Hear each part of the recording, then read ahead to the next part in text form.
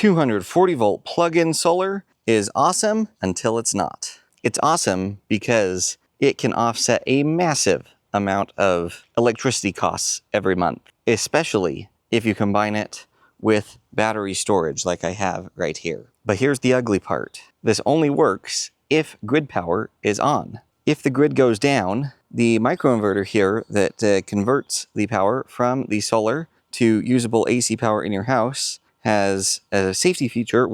It will shut down in a very short period of time the second that the power goes out. That is so that it protects the linemen who are working on restoring power so that they don't get electrocuted from power backfeeding into the grid. So it's absolutely critical that this do what it does. But boy, it seems tragic if you've got this awesome solar array out here, you've got a charge controller and a battery, and they're just sitting out here doing nothing when the grid is down, when you probably need the solar power the most. Well, that's all changing today, because I'm going to show you how you can make this setup function off-grid. Now, to make this work, you need to do the version with the battery storage. I think everyone should do that if they do this setup, because the battery actually speeds up your return on investment on this by about 4 times based on my calculations. So even though it adds a little extra expense right at first, it actually speeds up the process by which this will pay for itself in cost savings on your electric bill. So now for the off-grid solution.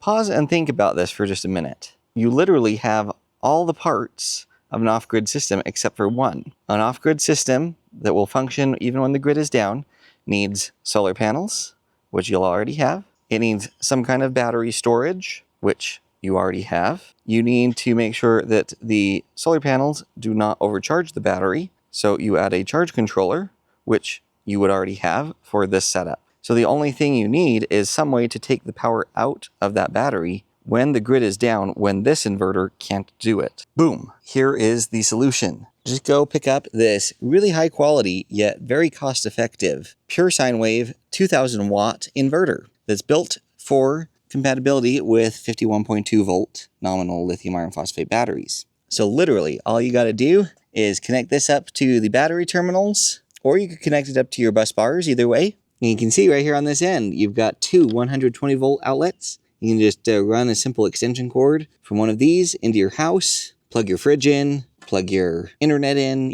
any of your critical loads. You simply plug those in. This is a massive 5 kilowatt hours of battery storage. And that's assuming you just have one of these batteries. You could easily have, multiples of them connected in parallel, and then generally a massive solar array to go along with it. And again, if you have more batteries, you could have more solar, which would just increase the amount of runtime you get on this, and obviously increase the amount of power that you would offset on your monthly power bill when the grid is up. And then when the power turns back on, your Hormel system will boot back up, and it will go ahead and start offsetting loads again. This is very cost-effective and easy, but gives you immediate access to your system here when the grid is down and that is not functioning.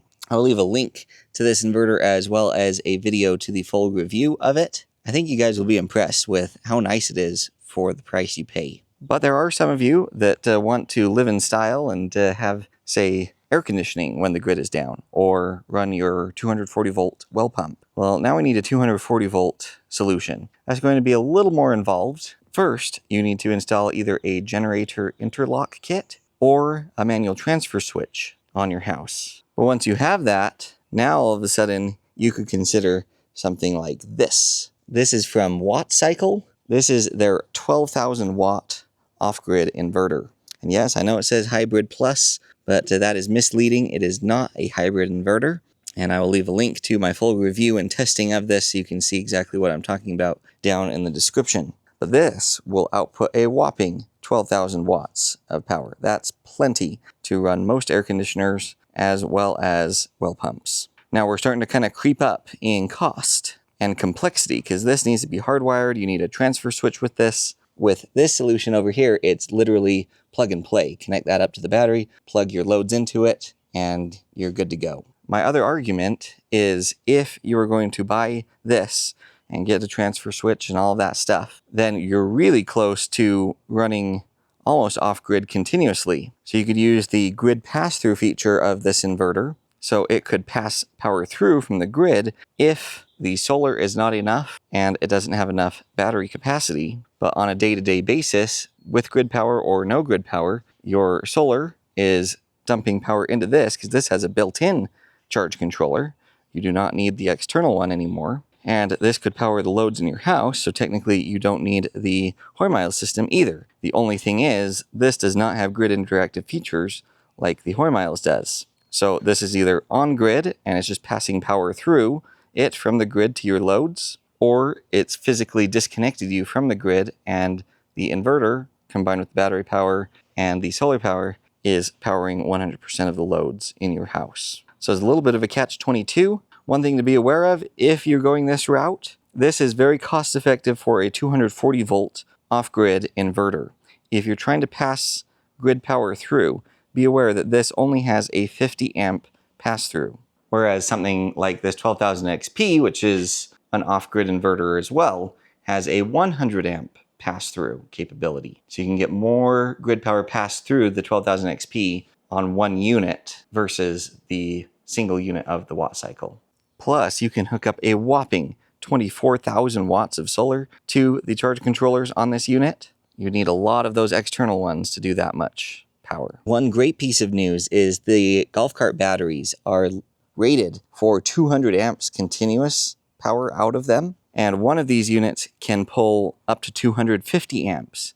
So you actually only need 2 of those batteries as opposed to, say, like 3 of the server rack batteries in parallel to be able to fully maximize the power potential of this big off-grid inverter. So the choice really boils down to what you're trying to accomplish and maybe even long-term goals, right? And you know, maybe someone more in the rural areas, this big setup could make a lot of sense. If you're kind of in the suburban area like I am, I think this setup really makes a lot of sense because generally the grid is on most of the time. So we can reap the benefits of the cost savings on a daily occasion, and then the occasional power outage that may hit, you know, fire this up easy, fast, cheap, and keep your critical loads running basically indefinitely until grid power gets restored. But as always, I want to hear your comments down below. Which option would you choose and why? Your comments spur new content. It also helps other people that are trying to make decisions themselves. So I think you guys really underestimate how valuable and helpful your comments are.